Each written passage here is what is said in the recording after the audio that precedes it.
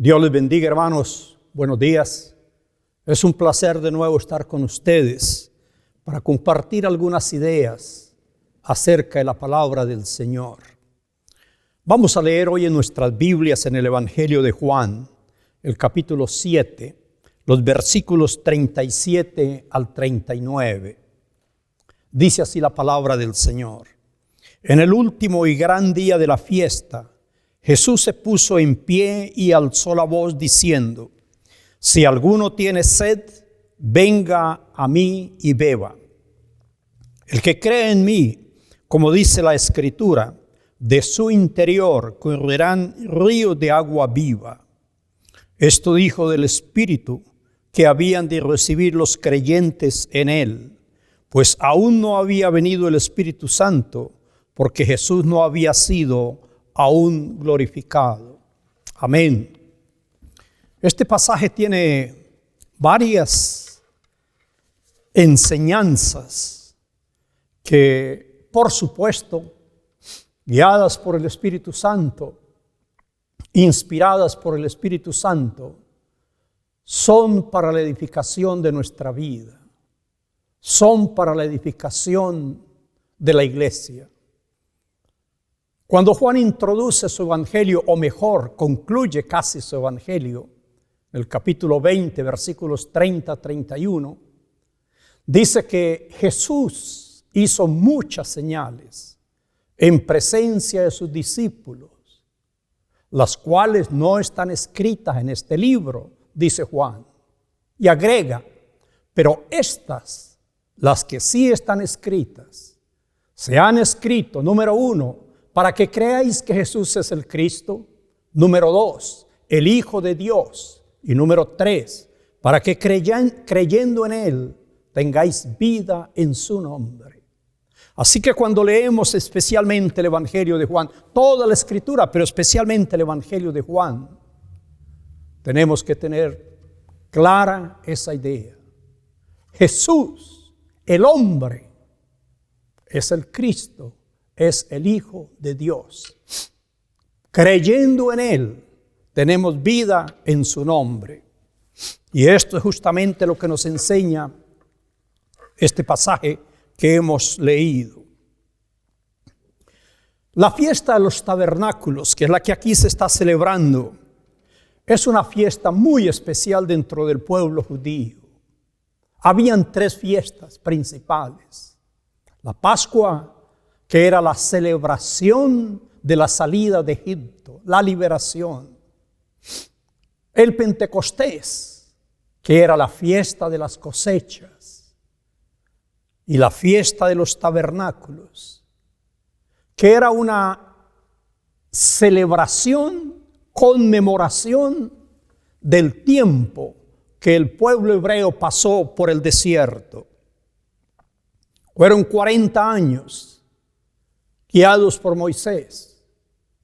Y durante esos 40 años, el pueblo habitó en pequeñas cabañas, vamos a decir, en pequeños tabernáculos, en pequeñas tiendas, como las circunstancias del desierto se lo permitían. Y cada vez que el pueblo se movía de un lado a otro, entonces desarmaban sus tiendas y las podían edificar más adelante. Esta enseñanza se la dio el Señor a Moisés. Y le dijo: Moisés, van a hacer esto por generaciones perpetuas. Aun cuando estén en Canaán, aun cuando se establezcan en Canaán, cuando ya sean prosperados, cuando ya sean bendecidos, seguirán haciendo la fiesta de los tabernáculos, para que nunca olviden que anduvieron por el desierto, que no tenían techo y Dios les dio techo, que no tenían cobertura y Dios les dio cobertura, que en el desierto no tenían nada. Lo único que tuvieron fue lo que Dios les proveyó. Así que esto se volvió una tradición para el pueblo hebreo.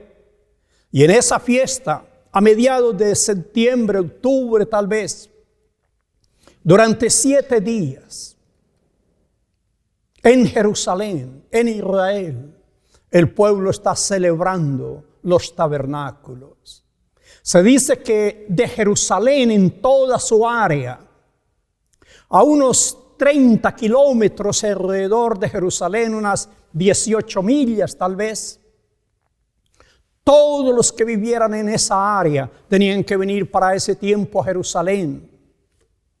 Y hacían los tabernáculos, los llenaban la ciudad por todos lados, en las azoteas, en las calles, en los jardines, donde hubiera espacio, ahí podían armar su tabernáculo. Pero no solamente armaban ese tabernáculo, pero era que también hacían una fiesta, una celebración especial.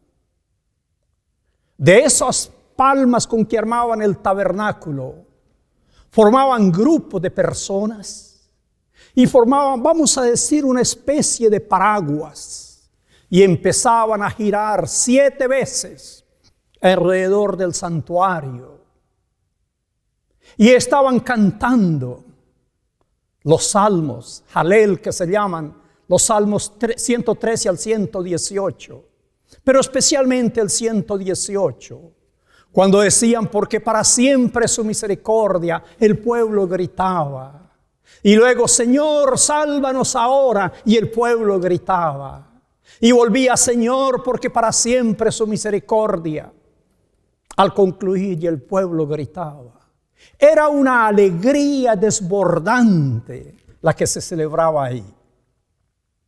Entonces los rabinos, aprovechando, o no aprovechando, pero queriendo enfatizar este evento, traían agua en cántaros. Traían agua de el pozo o la fuente de Siloé, donde el Señor mandó a aquel ciego a que se lavara. Y se colocaban los rabinos o los sacerdotes en una parte alta. Y mientras la gente está circulando ahí, cantando sus alabanzas, dando gloria a Dios, cubiertos con sus palmas, con hojas, con ramas, entonces desde allá, el ministro que estuviera ahí, tiraba el agua sobre la gente. Y eso simbolizaba cómo Dios les proveyó agua en el desierto. Y había un éxtasis espiritual en el pueblo. Se gozaban, era una fiesta de alegría. Dice entonces el pasaje bíblico que en ese último y gran día de la fiesta, Jesús, y esto es lo que dice el Evangelio, y lo vuelvo yo a enfatizar, el versículo 37, Jesús se puso en pie y alzó su voz. Juan está enfatizando el nombre de Jesús. Juan por lo general llama a Jesús el Cristo o el Mesías o el Hijo de Dios, cuando por otra circunstancia su nombre llega a aparecer. Pero Juan, al introducir a la persona, siempre habla de Jesús.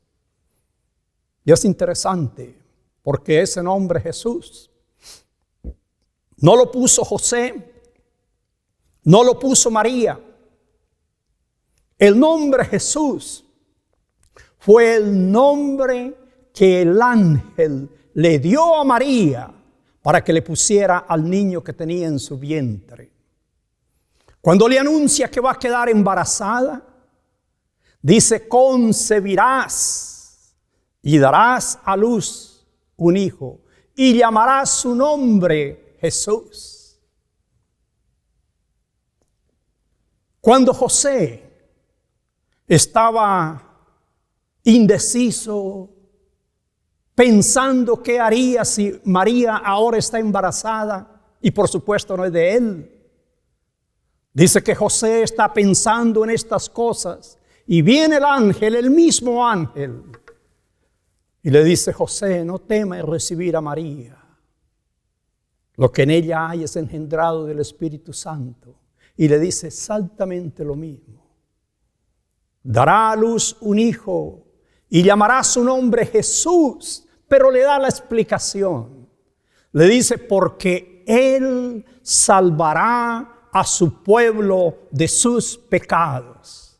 O sea, que el nombre de Jesús no es un nombre arbitrario, no es un nombre tomado a la casualidad, no. Jesús es el nombre que Dios escogió para su Hijo cuando lo introduce a la humanidad. Por eso el ángel le dice, llamará su nombre Jesús, porque Él salvará a su pueblo de sus pecados. Juan nos cuenta que cuando Jesús vino a hablar con la mujer samaritana, en la conversación que todos conocemos, Juan dice, Jesús cansado del camino, se sienta a la orilla de este pozo y viene una mujer a sacar agua y conocemos la conversación que hay allí. En esa conversación,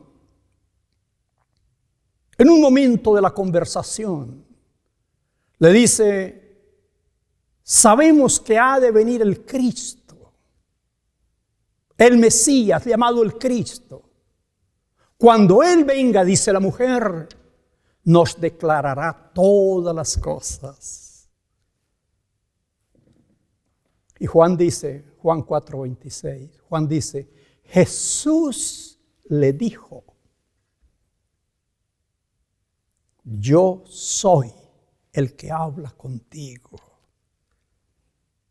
En otras palabras, la mujer tiene una idea clara de quién es el Mesías, lo que va a venir a ser el Mesías, y ella está esperando esa venida del Mesías. Pero Jesús le habla con tanta claridad y le dice, yo soy el Mesías, yo soy el Cristo. Hermanos, creo que esa es una experiencia maravillosa. Esta mujer quedó conmovida, todos sabemos la historia. Se va a la ciudad y invita a toda la gente de la ciudad que venga a hablar con Jesús. Y le dice, hay un hombre que me ha dicho todo cuanto he hecho. Y ella agrega, ¿no será este el Cristo? Y conocemos la historia, por supuesto, que así es. Juan, cuando habla de la muerte de Lázaro, el nombre que usa para introducir a Jesús es ese precisamente, el ser humano Jesús. Dice que cuando Jesús llegó donde estaba Marta y esta mujer conmovida, triste, adolorida por la muerte de su hermano, le dijo ya lo que había pasado. Jesús, el hombre, le dice a Marta, Marta, yo soy Jesús, yo soy la resurrección y la vida. El que cree en mí, aunque esté muerto, vivirá. Cuenta Juan en su evangelio que Jesús se acercó a la tumba donde estaba Lázaro, abrieron la tumba, quitaron la piedra. Y Jesús, así dice Juan, llamó a Lázaro y le dijo, Lázaro, ven fuera. El que habló fue Jesús, el hombre. Y eso es lo maravilloso.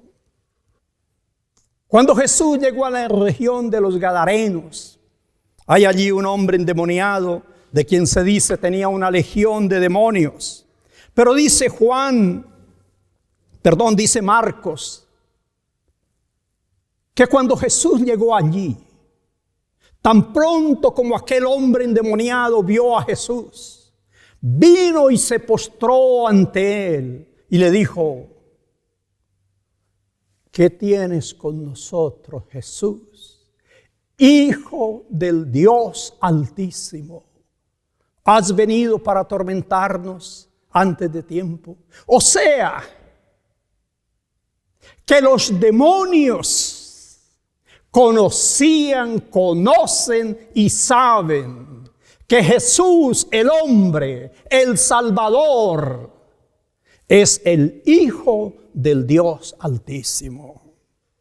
Por eso me gusta cuando Juan lo presenta en este pasaje que hemos leído, de esa manera que dice: en el último y gran día de la fiesta, Jesús se puso en pie diciendo: si alguno tiene sed, venga a mí.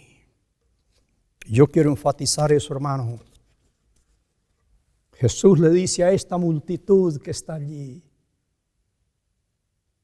embriagados de alegría, de gozo, cantaban por su liberación, cantaban por la esperanza que tenían. Jesús les dice: no echen agua ahí si es que están sedientos.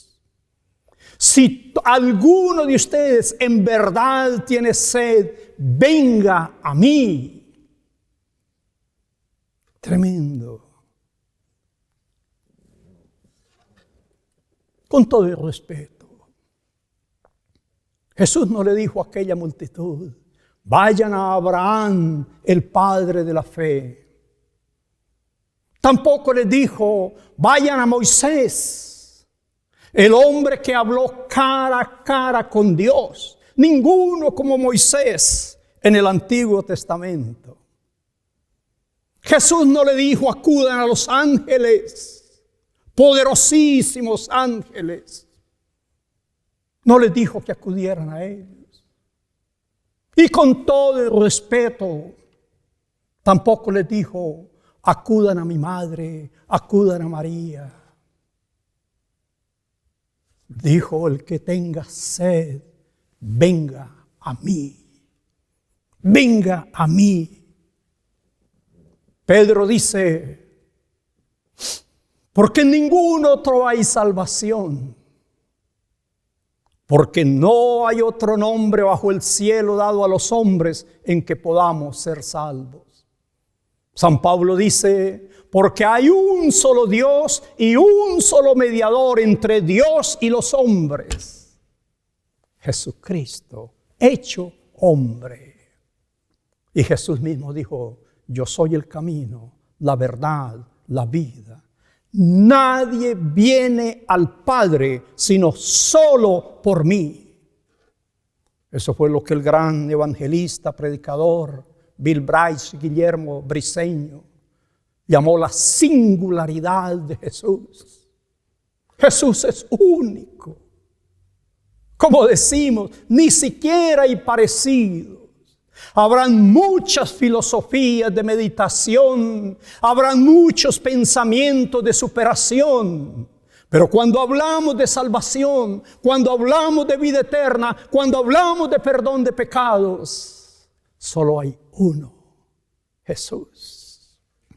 Pero no solamente nos interesa, por supuesto, el hombre que habla, pero también nos interesa a quienes les habla Jesús. Le habla en primer lugar a esa multitud que está ahí sedienta, ahora, aunque estén momentáneamente alegre. Es un pueblo que estaba sediento de libertad. Por años fueron esclavos en Egipto, por años fueron esclavos en Babilonia, por años fueron esclavos en Asiria. Y ahora son esclavos del imperio romano. Esa sed que ellos tienen no es solamente la sed del momento o del agua que puedan tener ahí. Es una sed que va mucho más allá. Es la sed de libertad. Es la sed de querer ser nación, de querer ser pueblo, de querer ser respetados. Nunca perdieron y nunca han perdido esa esperanza. Cuando Jesús empezó su ministerio, dice que salió un día y había una multitud tan grande. Dice: y viendo las multitudes, tuvo compasión de ellas, porque andaban como ovejas que no tienen pastor. Fue eso lo que conmovió a Jesús.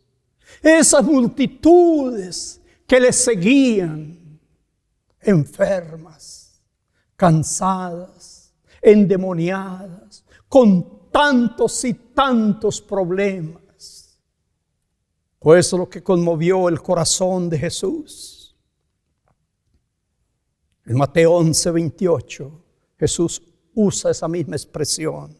Vengan a mí, todos los que estéis trabajados y cargados, que yo los haré descansar. Permítame juntar estos dos pensamientos. Venid a mí, los sedientos, vengan a mí, y yo les daré agua viva. A la mujer samaritana, del agua que yo le daré, será una fuente que salte para vida eterna. A los cansados y trabajados, vengan a mí, y yo los haré descansar. Apocalipsis 3:20 dice: si alguno oye mi voz y abre la puerta, entraré a él, cenaré con él y él conmigo. Cuando el Señor Jesús termina estas palabras, que le habla a esta multitud, el que cree en mí, como dice la Escritura, de su interior correrán ríos de agua viva.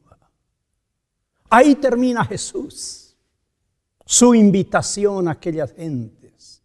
Pero Juan, cuando escribe su evangelio, nos hace y nos da la aclaración de lo que quiso decir Jesús.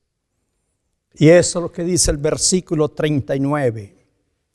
Esto dijo del Espíritu Santo que habían de recibir los que creyesen en él, pues aún no había venido el Espíritu Santo, porque Jesús no había sido glorificado.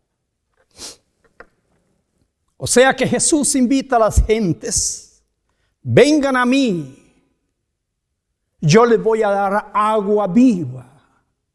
Va a ser un manantial natural en ustedes que va a fluir para vida eterna. Y vamos a decir la enseñanza que da ahí. Pero Juan dice: lo que Jesús quiso decir y estaba enseñando era acerca del Espíritu Santo. En otras palabras, esa agua viva era como un símbolo del Espíritu Santo. Jesús dijo en otras palabras: cuando ustedes tengan el Espíritu Santo, cuando ustedes vengan a mí y cuando ustedes reciban el Espíritu Santo, dentro de ustedes va a haber una fuente inagotable de vida que salta para vida eterna. San Pablo, escribiendo su carta a los Efesios, capítulo 1, versículo 13, le dice a los Efesios: en él también vosotros en Cristo, habiendo oído la palabra de verdad, el evangelio de vuestra salvación, y habiendo creído en él, fuisteis sellados con el Espíritu Santo de la promesa. Amén.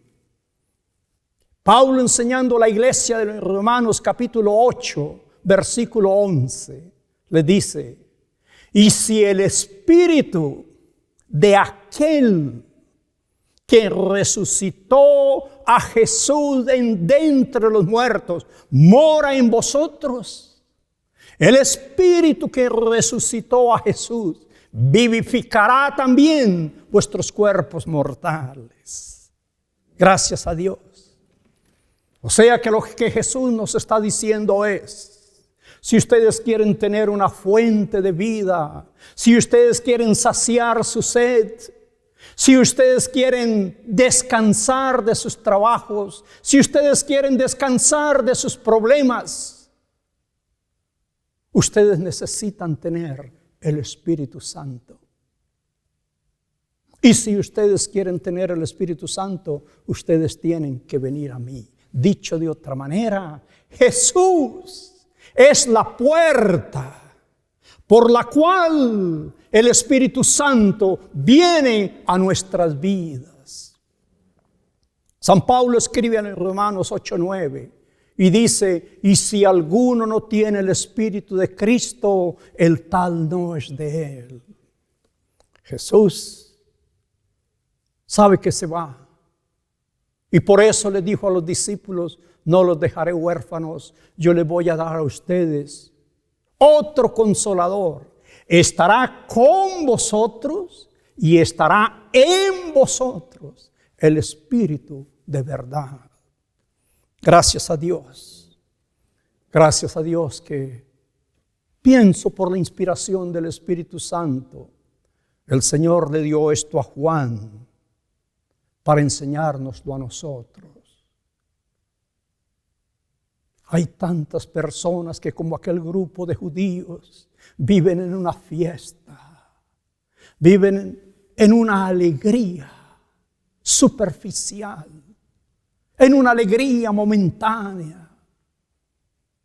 Aquella alegría a ese pueblo le duraba solo 7 días. Y cuando se acaba la fiesta, cuando se acaba la celebración, quedan otra vez secos, quedan otra vez vacíos, quedan otra vez sedientos, esperando tal vez el próximo año, o como dicen algunos, esperando la próxima fiesta. Jesús les dijo, no tienen que esperar.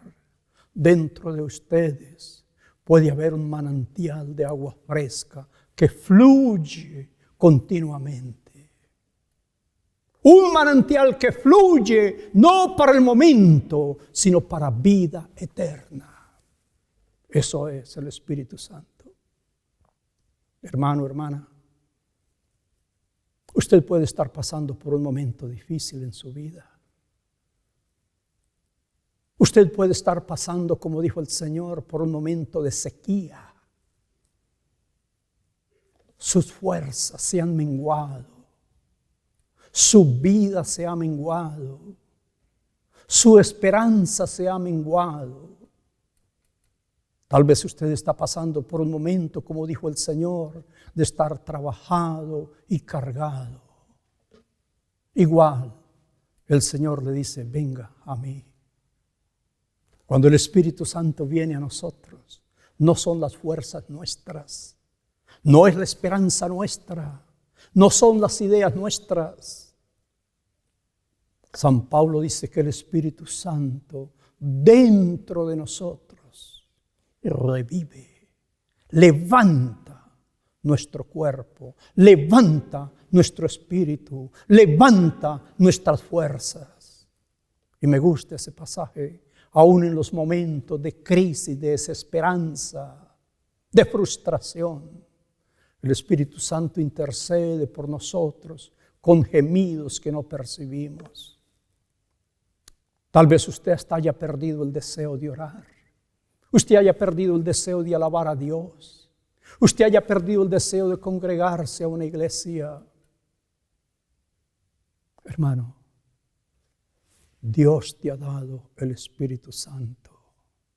Y el Espíritu Santo dentro de ti es ese poder de vida, es ese aliento que lo guarda, que lo levanta, que lo motiva a seguir adelante.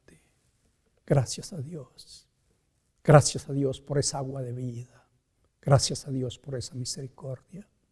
Yo quiero orar por usted, para que el Señor abra su mente, para que el Señor fortalezca su corazón y para que usted pueda saciar su sed en el Señor, para que usted pueda descansar en la palabra del Señor.